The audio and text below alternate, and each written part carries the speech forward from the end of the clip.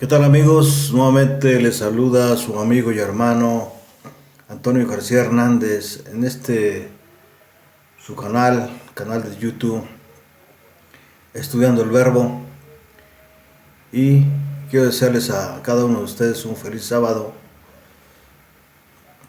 Y como siempre en esta mañana queremos llevar a cabo el repaso de lección. Queremos pedirles que nos acompañen en esta hora, pues estamos viendo ya la lección número 9. Está yendo muy rápido este estudio de Isaías, consolaos pueblo mío, ¿verdad? Y el título de esta lección se llama Servir y Salvar. Es para el 27 de febrero del año 2021. Así que vamos a iniciar como siempre con una oración para pedir la dirección del Espíritu Santo. Bendito sea nuestro Padre que estás en los cielos. Te alabamos, te glorificamos, Padre eterno, porque solamente tú lo mereces, y agradecemos infinitamente, Padre eterno, por esta oportunidad que nos das de abrir tu palabra. Que tu Espíritu Santo, Padre eterno, se mueva en este medio y que muchos, por el poder de tu palabra, Señor, puedan ser transformados, puedan ser consolados, puedan ser iluminados, puedan ser despertados, puedan ser salvados. Gracias por escucharnos, Padre eterno. Gracias por entendernos. Perdona nuestros pecados, porque en Cristo Jesús te rogamos y suplicamos todo. Amén. Amén. Servir y salvar. En la actualidad, estas dos palabras parecen ser muy comunes en este mundo: servir y salvar.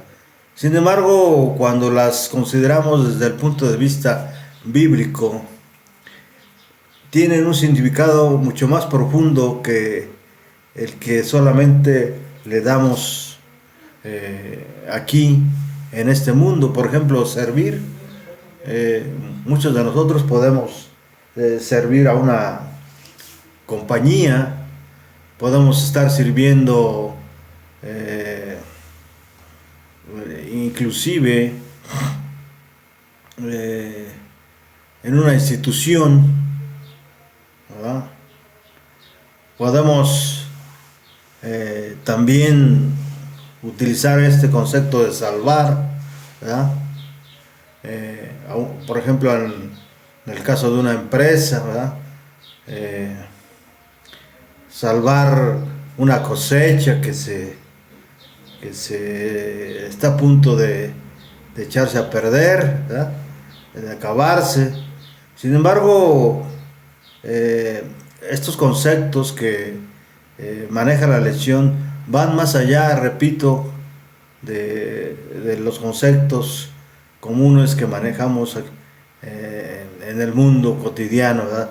Servir y salvar, ¿verdad? Así que vamos a entrar en primer lugar con el versículo de memoria que se encuentra en el libro de Isaías, capítulo 42, versículo 1. Quiero pedirles para que me acompañen a abrir la Biblia, la palabra de Dios, el libro de libros, y podamos ir entendiendo, ¿sí?, de qué trata esta lección. Miren lo que dice la palabra de Dios. He aquí mi siervo, yo lo sostendré, mi escogido, y en quien mi alma tiene contentamiento. He puesto sobre él mi espíritu, y él traerá justicia a las naciones, dice el profeta Isaías. He aquí mi siervo, yo lo sostendré, mi escogido, en quien mi alma tiene contentamiento, pues he puesto sobre él mi espíritu, y él traerá justicia a las naciones, ¿verdad? Los capítulos 41 y 45 de Isaías nos presentan a tres personajes especiales, ¿sí?, que se refiere el versículo de memoria, que se refiere en Isaías 42:1. Aquí mi siervo, tres personajes, y el primer siervo lo podemos identificar como el pueblo de Dios, ¿verdad? El segundo siervo es el siervo ungido, el Mesías, que tendría por delante una difícil misión, ¿sí? Para ello quiero que me acompañen al capítulo 49 de la palabra de Dios y podamos juntos ver qué dice el profeta acerca del Mesías. Dice el versículo 1: escúcheme costas y pueblos lejanos, el Señor me llamó desde el vientre de mi madre, tuvo en cuenta mi nombre desde antes de que yo naciera, hizo de mi boca una espada aguda y me cubrió con la sombra de su mano, hizo de mí una flecha bruñida y me guardó en su aljaba. Y me dijo: Israel, tú eres mi siervo, tú serás para mí motivo de orgullo. Veamos entonces que el capítulo 49 se refiere también a un siervo, o sea, es decir, al pueblo de Dios se le identificaba como el siervo de Dios, al pueblo de Israel, ¿verdad? Pero también el capítulo 49 hace alusión al siervo ungido, es decir, al Mesías, ¿verdad? Y por otro lado, el capítulo 45 del libro de Isaías hace alusión a Ciro. Miren lo que dice el versículo 1 del capítulo 45 de Isaías: yo, el Señor, digo así a Ciro, mi ungido, el cual tomé de la mano derecha, para que las naciones se sometan a su paso y los reyes huyan en desbandada, para que las ciudades le abran sus puertas y no vuelvan a cerrar. Versículo 2: yo iré delante de ti, te allanaré los lugares torcidos y haré pedazos las puertas de bronce y cerrojos de hierro. Te entregaré tesoros escondidos y te daré a conocer recónditos secretos, para que sepas que yo soy el Señor, el Dios de Israel, que te llamo por tu nombre. Es interesante cómo Dios tiene aquí en el libro de Isaías tres personajes especiales llamados siervos, ¿verdad? En el capítulo 41 del libro de Isaías nos habla más acerca de este primer siervo, ¿verdad?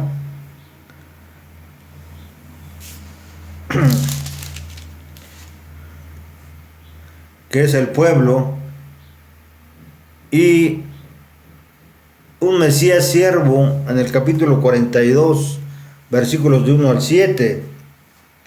Miren lo que dice la palabra de Dios acerca del Mesías. Aquí está mi siervo, mi escogido, a quien me complazco, yo lo sostengo, sobre él reposa mi espíritu, él traerá justicia a las naciones. Y esto nos ayuda a entender un poquito más cómo es que el Mesías y Jesús se presenta, por ejemplo, en Lucas 4:18. Acompáñame por favor a la palabra de Dios.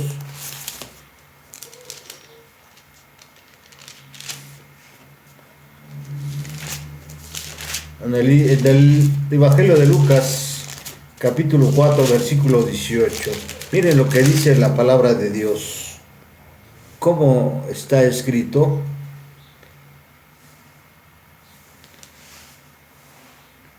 Dice desde el versículo 17, se le dio el libro del profeta Isaías. ¿A quién? A Jesús. Y al abrirlo encontró el texto que dice: el Espíritu del Señor está sobre mí. ¿Sobre quién está el Espíritu? Sobre mí, dice Jesús, y me ha ungido para proclamar las buenas noticias a los pobres, y me ha enviado a proclamar la libertad de cautivos, y a dar a los ciegos, vista a los ciegos, y a poner libertad a los oprimidos, y a proclamar el año de la buena voluntad, de la buena voluntad del Señor. ¿Verdad? Ahora, el punto 3, vamos a hablar acerca del Mesías libertador, ¿verdad? Es decir, de Ciro. Vamos a estar estudiando los capítulos 44, los versículos del 26 al 45, los capítulos, más bien el capítulo 44, versículo 26, y el capítulo 45, versículo 6, y por último, una misión difícil para el siervo, en Isaías 49, del 1 al 12. Así que vamos a iniciar con este estudio. Vamos a ver el primer siervo que es considerado y que no es otra cosa que el pueblo israelita. El capítulo 41, versos 8 al 9, miren lo que dice: pero tú, Israel, siervo mío eres tú, Jacob, a quien yo escogí, descendencia de Abraham, mi amigo, porque te tomé de las confines de la tierra, y de tierras lejanas te llamé, y te dije, mi siervo eres tú, te escogí y no te deseché. Dice el profeta Isaías, dice Dios a través del profeta Isaías, ¿verdad?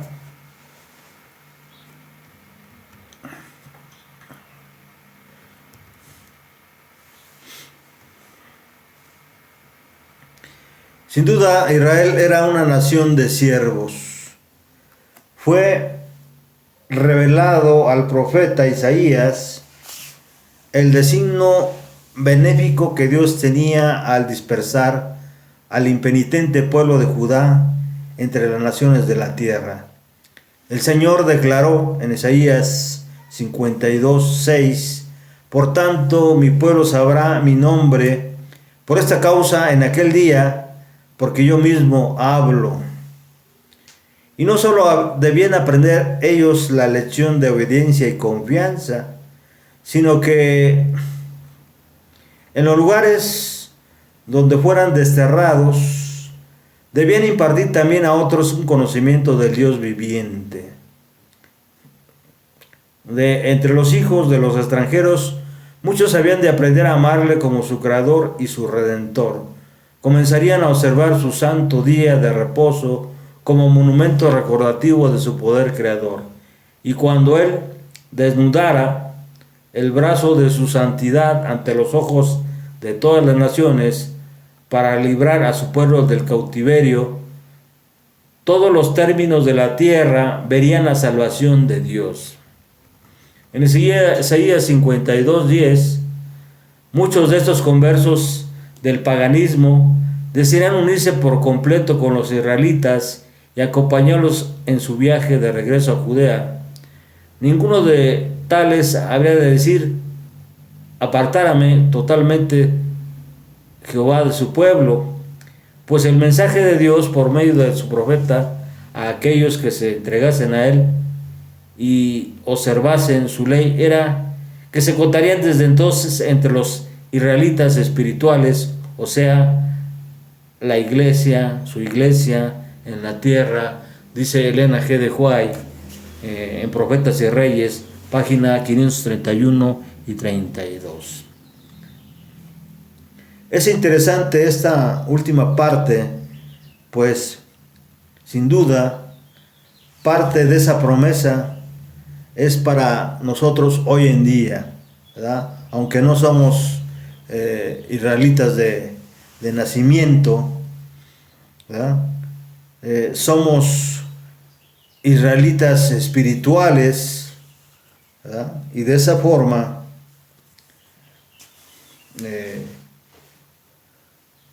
nosotros estamos considerados como parte del pueblo de Dios.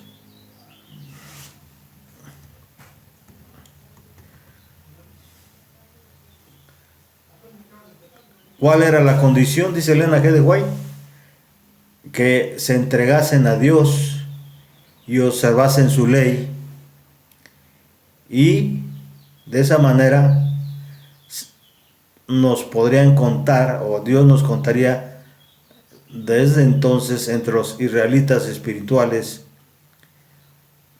o sea, su gloria en la tierra, ¿verdad? Cristo ha tomado toda medida necesaria para que su iglesia sea un cuerpo transformado, iluminado por la luz del mundo, en posesión de su gloria de Emmanuel. Él se propone que todo cristiano esté rodeado de una atmósfera espiritual de luz y paz. Desea que revelemos su gozo en nuestra vida. En su segunda venida, los redimidos de entre los hombres recibirán la herencia que se les prometió. Así obtendrá el cumplimiento literal el propósito de Dios para con Israel. El hombre no puede impedir que se cumpla la voluntad de Dios. Aún en medio de las manifestaciones del mal, los propósitos de Dios han estado avanzando constantemente hacia su realización.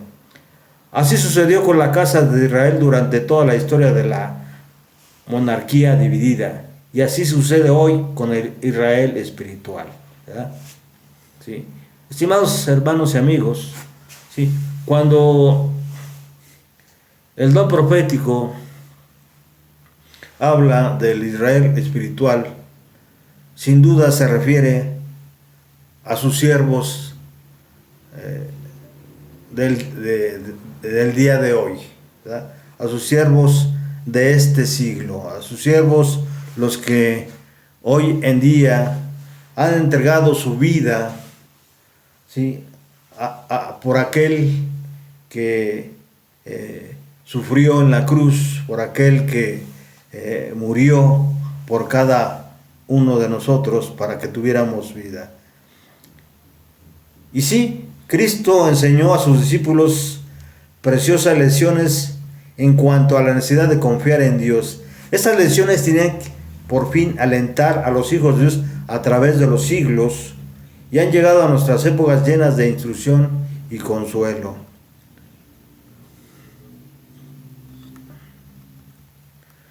Bueno, vamos a pasar al siguiente punto entonces, ¿verdad?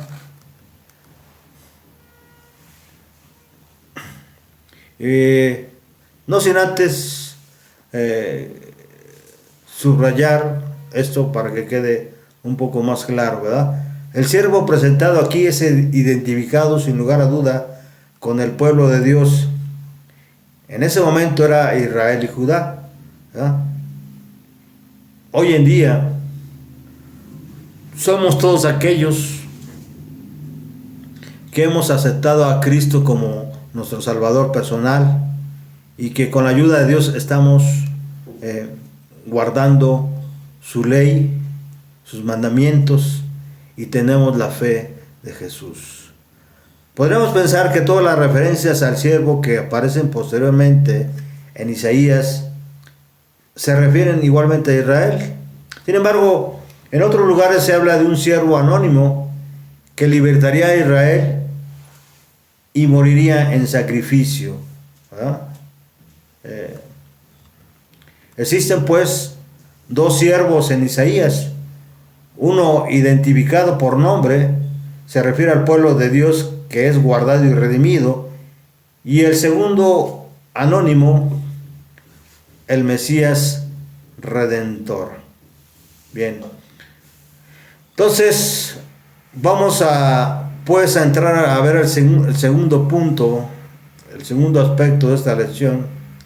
Para ello quiero invitarles que vayamos a Isaías 42:1, donde dice: He aquí mi siervo, yo lo sostendré, mi escogido, en quien mi alma tiene contentamiento, y he puesto sobre él mi espíritu, y él traerá justicia a las naciones.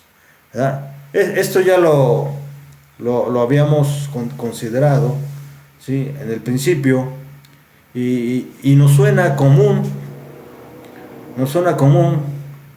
que cuando Juan el Bautista bautiza a Jesús, ¿verdad?, desciende el Espíritu Santo de forma de paloma y se posa en su hombro, y se oye una voz en el cielo como de trueno que dice: Este es mi Hijo amado, en el cual yo tengo contentamiento. ¿Verdad? Entonces vemos que en Jesús, un Mesías siervo, se cumple la profecía de Isaías 42:1. ¿Verdad? Entonces, ¿quién es este siervo anónimo y cuál es su misión? Su misión es impartir justicia a las naciones. ¿De qué manera? Cuando nosotros revisamos el Evangelio de Mateo y entramos ahí en el capítulo 5, ¿sí?, vemos que Jesús está pronunciando un sermón conocido como el Sermón del Monte, donde dice: Bienaventurados los que tienen sed de justicia, porque todos ellos serán saciados. ¿Sí? Jesús, con su muerte en la cruz, hace posible esta promesa, ¿verdad?, y hace que se cumpla lo que está escrito en el libro de Isaías, ¿verdad?, que impartiría justicia a todas las naciones, ¿verdad? Además de que cuando es llevado a la cruz, cumple sus objetivos en silencio y con mansedumbre delante de Pilatos, ¿verdad? Asimismo, sirve como un pacto entre Dios y el pueblo. Jesús es, pues, la escalera entre la tierra y el cielo, y da luz y esperanza, o dio luz y esperanza, y sigue dando luz y esperanza al curar la ceguera y liberar a los prisioneros, aquellos que están presos por el pecado. La obra de Jesús, la obra del Mesías, la obra de este siervo, es comparable a la de la vara del tronco de Isaí y a la de el Hijo prometido, según Isaías 11, versículos del 1 al 5, y Isaías 9, versículos 6 y 7. Podemos pues identificar como el Mesías a Jesús de Nazaret. Para ello quiero invitarles para que vayamos al libro de Mateo, capítulo 12, versículo 15 al 21. Mateo 12,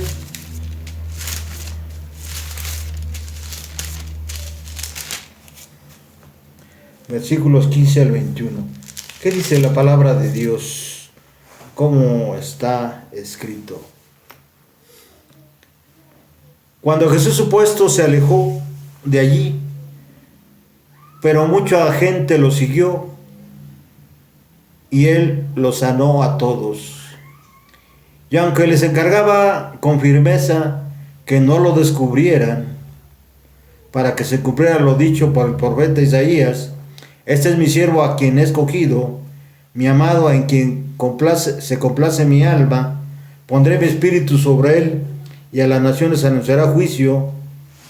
No disputará ni gritará a nadie, y oirá su voz, se oirá su voz, ni nadie oirá su voz en las calles. No quebrará la caña cascada, ni apagará la mecha humeante, hasta que llegue a triunfar la justicia. En su nombre esperarán las naciones. ¿Verdad? Ahora,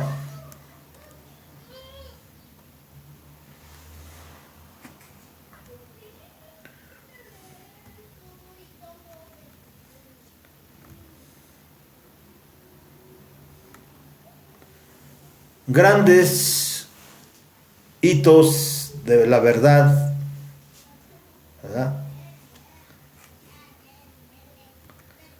nos muestran nuestro rumbo en la historia profética. Deben ser cuidadosamente protegidos para no ser demolidos y reemplazados con teorías que producirán confusión antes que la luz verdadera, ¿verdad?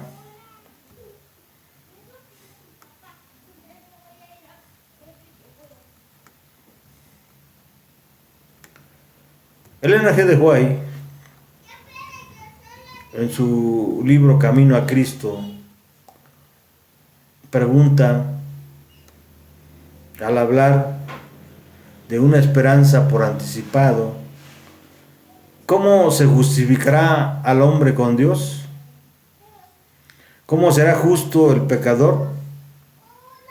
Solo por intermedio de Cristo podemos ser puestos en armonía con Dios y con la santidad. Pero, ¿cómo debemos ir a Cristo?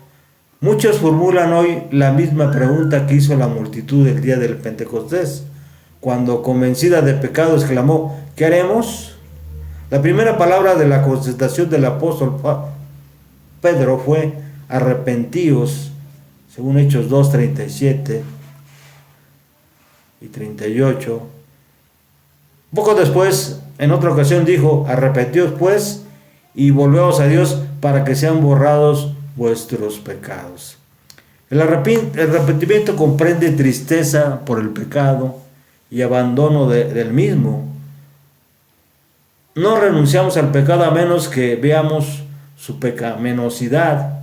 Mientras no lo repudiemos de corazón, no habrá cambio real en nuestra vida, ¿verdad?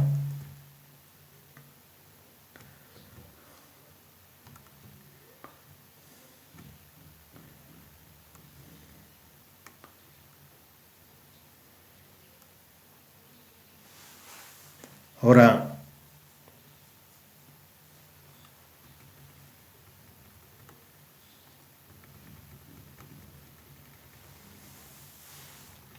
como Redentor del mundo, Cristo arrostraba constantemente lo que parecía ser el fracaso. Él, el mensajero de misericordia en nuestro mundo, parecía realizar solo una pequeña parte de la obra elevadora y salvadora que anhelaba hacer.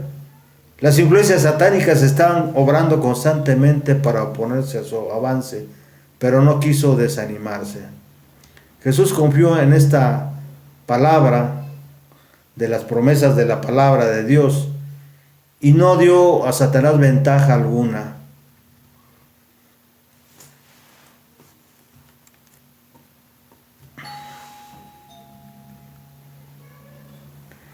Bien, pasamos al siguiente punto: el Mesías libertador.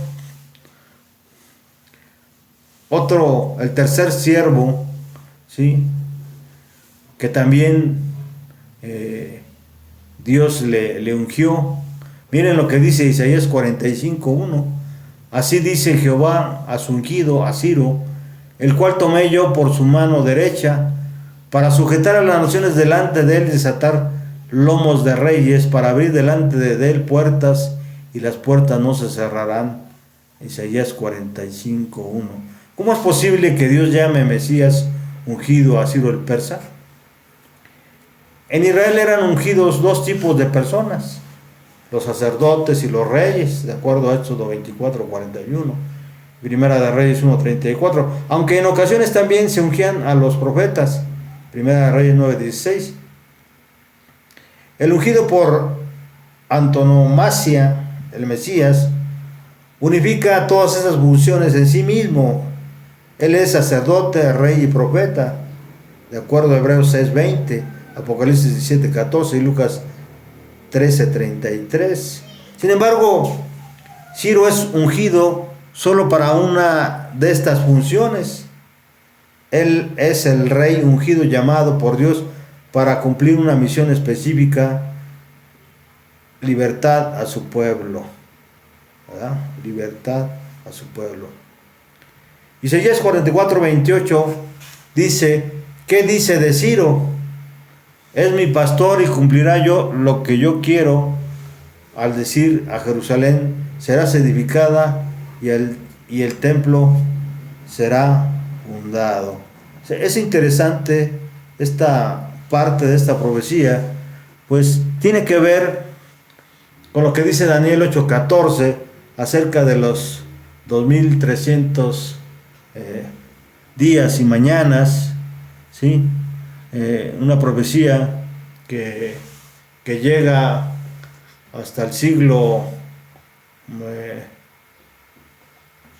XVIII. Así que, ¿por qué? Porque él realiza un decreto en el año 538, y a partir de ese momento, a partir de ese año, ¿sí?, empieza a correr el tiempo de la profecía más larga de la Biblia, que son los 2360 días, ¿sí?, tardes y días, ¿verdad? Vamos a corroborar esto en Daniel 8:14. Daniel 8:14. ¿Qué dice la palabra de Dios? ¿Cómo está escrito? Dice: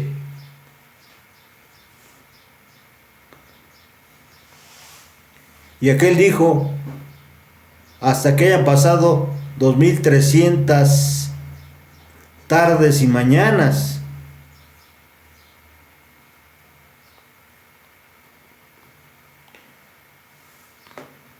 Y como sabemos, de acuerdo a la Biblia, Dios ha dado en el aspecto profético un día por año, ¿verdad? Así que son 2300 años a partir del decreto de el rey Artajerjes, ¿sí?, quien sin duda es Ciro el Grande, donde ordena la restauración del templo de Israel, ¿verdad? Así que Daniel 8:14 dice: hasta que hayan pasado 2300 tardes y mañanas, después de esto el santuario será purificado, ¿verdad? Será purificado. Por eso es interesante esta parte de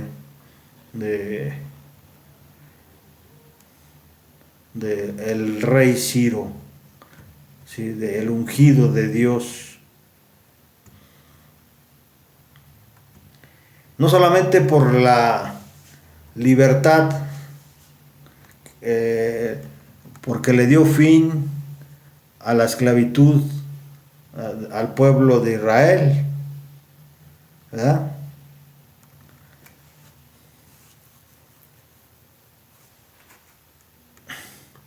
Ha sabido algunos que mediante el estudio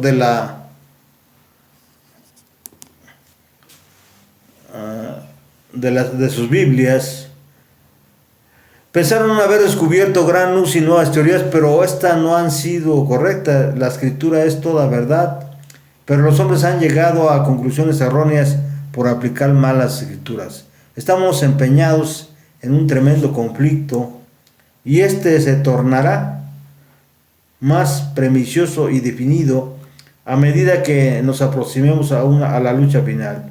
Tenemos un adversario que no duerme, que trabaja de manera constante con las mentes humanas, que no han tenido una experiencia personal en relación a las enseñanzas del pueblo de Dios durante los 50 años pasados. Los que procuran comprender este mensaje serán guiados por el Señor para realizar una aplicación de la palabra que debilite el fundamento y derribe las columnas de la fe que han hecho de los adventistas lo que hoy son. Las verdades que se han ido revelando consecutivamente a medida que hemos avanzado en el ámbito de las profecías reveladas en la palabra de Dios son actualmente verdades sagradas y eternas, dice Elena G. de White en Mensajes Selectos, tomo 2, páginas 116 al 119. Ciro les proporcionó las facilidades necesarias para reedificar el templo del Señor. Esa obra comenzó en tiempo de Ciro y sus sucesores prosiguieron la obra comenzada, ¿sí? Según el comentario de Elena G. de White, en el comentario bíblico adventista del séptimo día, tomo 4, página 1197. En la inesperada entrada del ejército del conquistador persa al corazón de la capital babilónica, por el cauce del río cuyas aguas habían sido desviadas y por las puertas interiores que con negligencia seguridad habían sido dejadas abiertas y sin protección, los judíos tuvieron abundantes evidencias del cumplimiento literal de la profecía de Isaías concerniente al derrocamiento repentino de sus opresores. Y esto debiera haber sido para ellos una indicación inequívoca de que Dios estaba encauzando a su favor los asuntos de las naciones, porque inseparablemente vinculadas con la profecía descriptiva de cómo iba a ser tomada Babilonia, estaban las palabras: Ciro es mi pastor y cumplirá lo que yo quiero, en diciendo a Jerusalén serás edificada y el templo será fundado. Yo lo desperté en justicia y enderezaré todos sus caminos. Él edificará ciudad y soltará a mis cautivos, y no por precio ni por dones, dice Jehová de los ejércitos. Esto viene en Isaías 44, 28, Isaías 45, 13. Y Elena G. de White hace referencia a esto en Profetas y Reyes, páginas 404 y 405.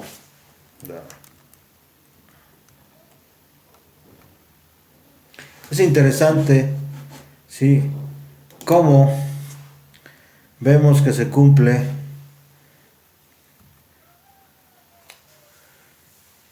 la Biblia y la arqueología nos dan pruebas de esto que la Biblia nos revela y se unen para confirmar el exacto cumplimiento de las profecías de Isaías acerca de Ciro, ¿verdad?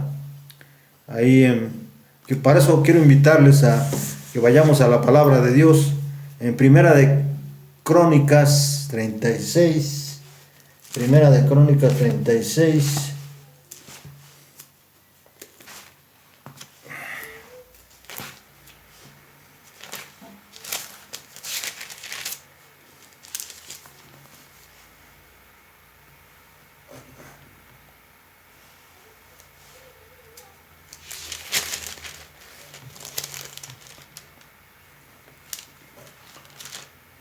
Perdón, en Esdras 1. Esdras 1. Vayamos a Esdras 1.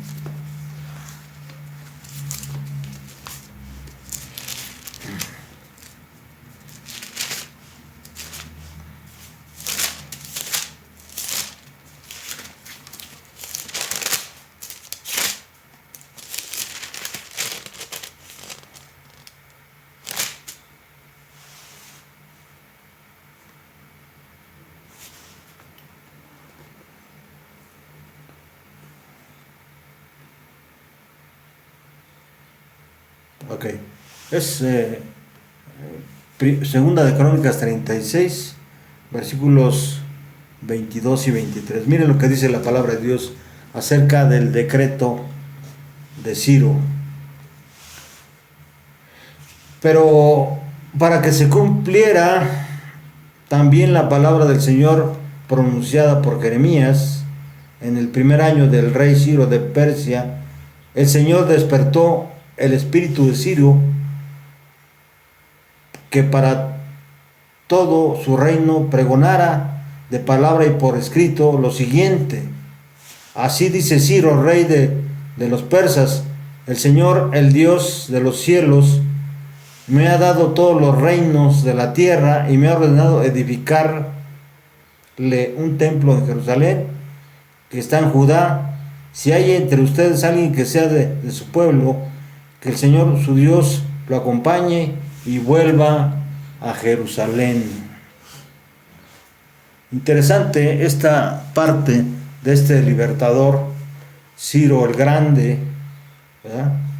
La Biblia nos revela, no tengo ahorita sí, a la mano cuál era el nombre que utilizaba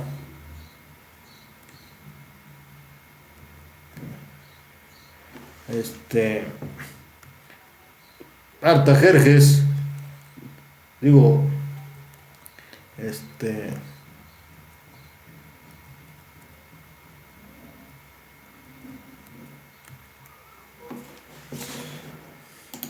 Ciro, pero Ciro el Grande vivió aproximadamente del año 600 o 576 hasta el 530 antes de Cristo. Figura en la Biblia hebrea como el patrón y libertador de los judíos.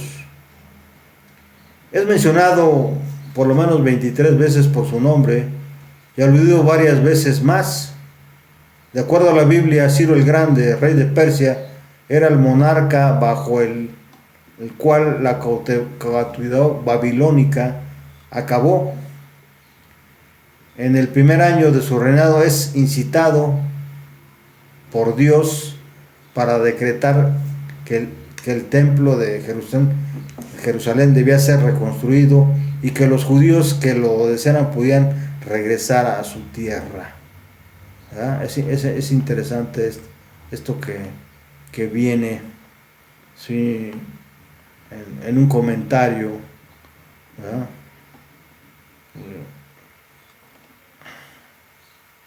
Ahora, otro dato interesante es que esta profecía, de acuerdo a los comentadores, Ciro fue nombrado e identificado casi 200 años antes de haber nacido.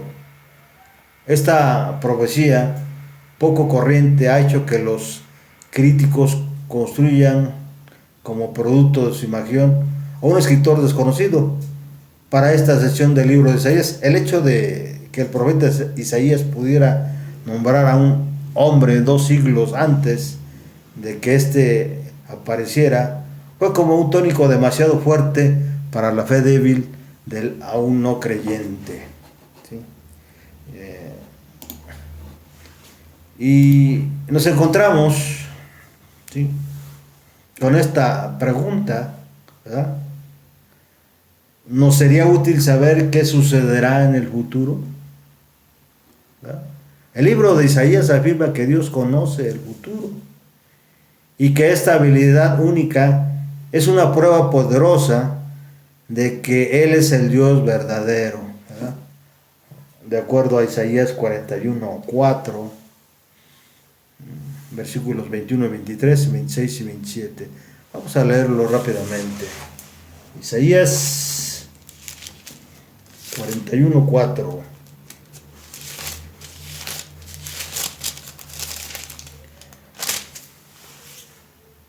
Dice la palabra: ¿quién hizo esto posible? ¿Quién llamó desde el principio a las generaciones?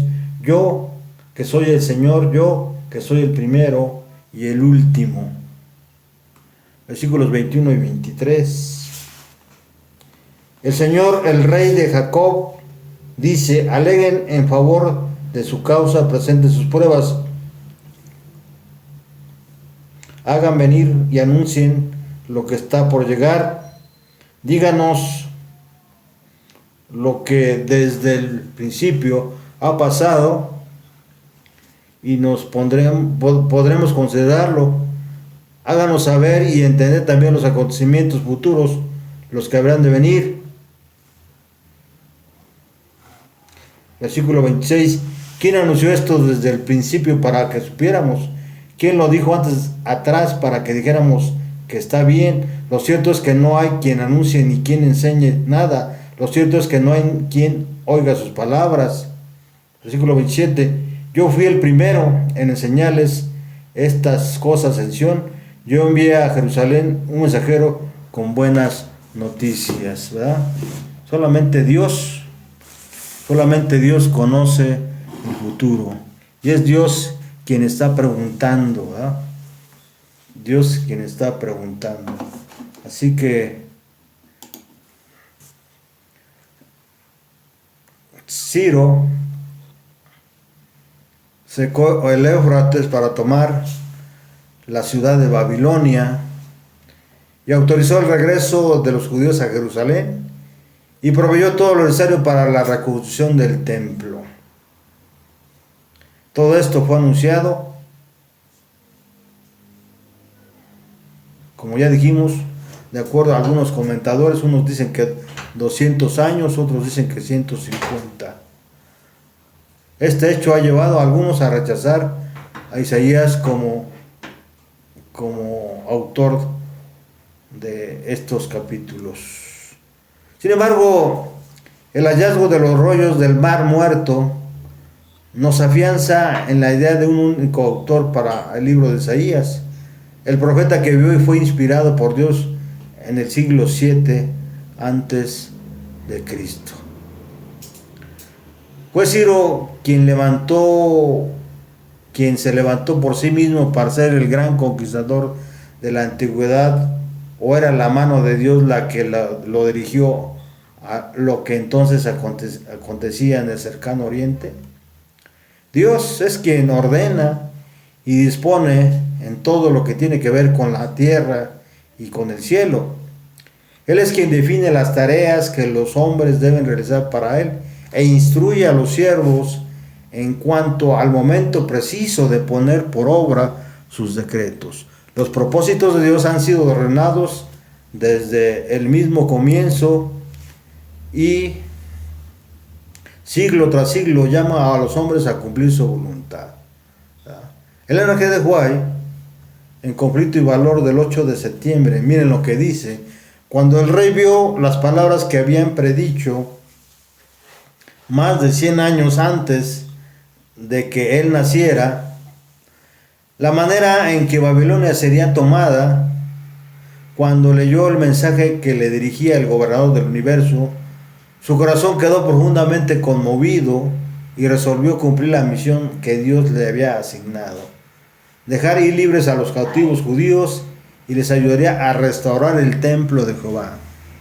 En una proclamación escrita que se publicó por todo su reino, Ciro dio a conocer su deseo de proveer para el regreso de los hebreos y para la reedificación de su templo. Pasemos a una misión difícil para el siervo. De acuerdo a Isaías 49:6, miren lo que dice la palabra de Dios. Quiero invitarles para que abran sus Biblias y vayamos a ver cómo está escrito esto. Poco es para mí que tú seas mi siervo para levantar las tribus de Jacob y para que restaures el remanente de Israel.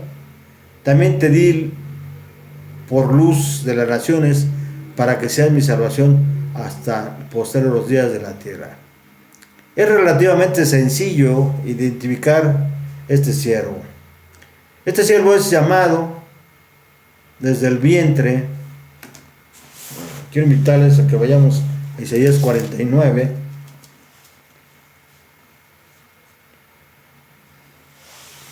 ¿Qué dice? Escúchame, costas y pueblos lejanos, el Señor me llamó desde el vientre de mi madre y tuvo en cuenta mi nombre desde antes de que yo naciera. ¿Sí? Si nosotros vemos paralelamente Lucas 1:31, podemos ver de quién se trata. Lucas 1:31.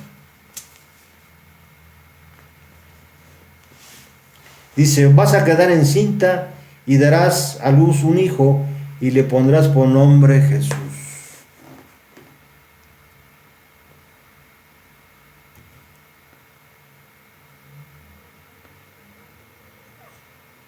Tiene en su boca una espada aguda. ¿Qué dice el versículo 2 del capítulo 49 de Isaías? Dice, hizo de mi boca una espada aguda y me cubrió con la sombra desde su mano, hizo de mí una flecha bruñida y me guardó en su alija. ¿Qué dice Apocalipsis 1:16 paralelamente? Apocalipsis 1:16. ¿A qué se refiere?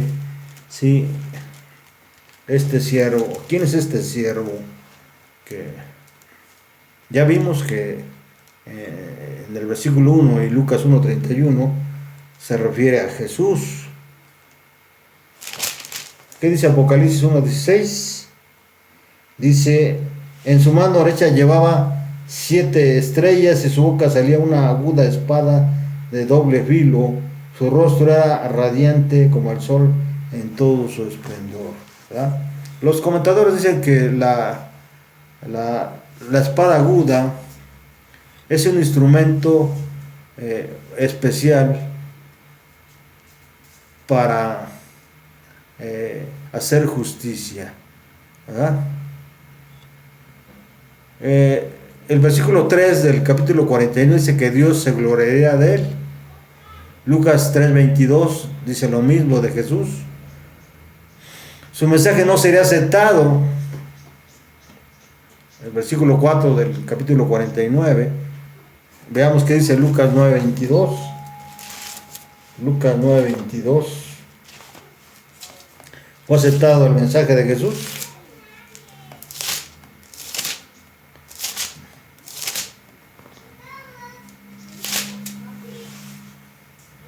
También les dijo, es necesario que el Hijo del Hombre padezca muchas cosas, que sea desechado por los ancianos, por los principales sacerdotes y por los escribas, y que muere y resucite el tercer día. Su mensaje no fue aceptado a tal grado que fue llevado a la cruz. Atraerá a las tribus de Israel. Juan 12:32, el paralelo. Sería la luz para las naciones. Juan 8:12 y 9:5. Será menospreciado y abominado. Mateo 26:67. A pesar de lo difícil de su misión y del rechazo recibido, Jesús no cejó en su empeño. Gracias a ello pudo ofrecernos eterna redención. Ya dijimos que el significado de espada de dos filos, de acuerdo al Cofetero Bíblico Adventista, es como sale de la boca de Cristo, es un instrumento de castigo divino. En este versículo parece mejor entenderlo con el mismo sentido, como símbolo de autoridad de Cristo para juzgar y especialmente de su poder para ejecutar el castigo. Una espada aguda de dos filos implica cuán penetrantes son sus decisiones y la eficacia de su castigo. Elena G. de White, en Exaltada Jesús del 28 de mayo, miren lo que dice: en el corazón de Cristo, donde reinaba perfecta armonía con Dios, había perfecta paz. Nunca le halagaban los aplausos, ni le deprimían las censuras o el chasco. En medio de la mayor oposición o el trato más cruel, seguía de buen ánimo. Cuando hayamos nacido de lo alto, habrá en nosotros el mismo sentir que hubo en Jesús, el sentir que le indujo a humillarse a fin de que pudiésemos ser salvos. Y con esto, estimados amigos, hermanos, hermanas en Cristo, terminamos esta lección interesante: servir y salvar. Que haya pues en nosotros el mismo sentir que hubo en Jesús, de acuerdo a Filipenses capítulo 2, ¿verdad?, que dice: que haya en ustedes el mismo sentir que hubo en Cristo Jesús, quien siendo en forma de Dios, no estimó a ser igual a Dios como cosa a que aferrarse, sino que se despojó a sí mismo y tomó forma de siervo y se hizo semejante a hombres, y estando en condición de hombre se humilló a sí mismo y se hizo obediente hasta la muerte y muerte de cruz. Por lo cual Dios lo exaltó hasta lo sumo y le dio un nombre que es sobre todo nombre, para que en el nombre de Jesús se doble toda rodilla de los que están en los cielos, en la tierra y debajo de la tierra, y toda lengua confiese que Jesucristo es el Señor, para gloria y honra de Dios Padre. Amén. Que el Señor les bendiga, y que podamos nosotros, como pueblo de Dios, ser siervos en las manos de Dios. Tenemos como experiencia, como ejemplo, ¿sí?, al pueblo israelita, para que no caigamos también en el mismo error, en la misma rebeldía, ¿sí?, en la misma situación, ¿sí?, y tengamos que pasar por muchos años por el desierto y por muchos años, ¿sí?, en cautiverio, ¿sí?, y por muchos años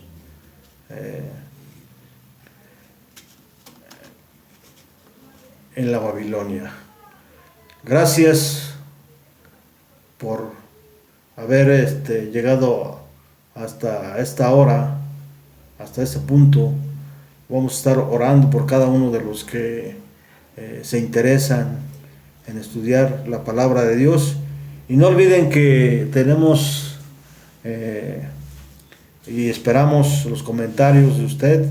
Si alguno de ustedes quiere saber más acerca de la palabra de Dios, deje sus comentarios, deje su número telefónico, y con mucho gusto nos comunicamos con usted para poder impartirles, ¿sí?, algunos cursos bíblicos que les van a ayudar y les van a traer mucha paz, mucha tranquilidad y más fe. Gracias por todo y hasta pronto.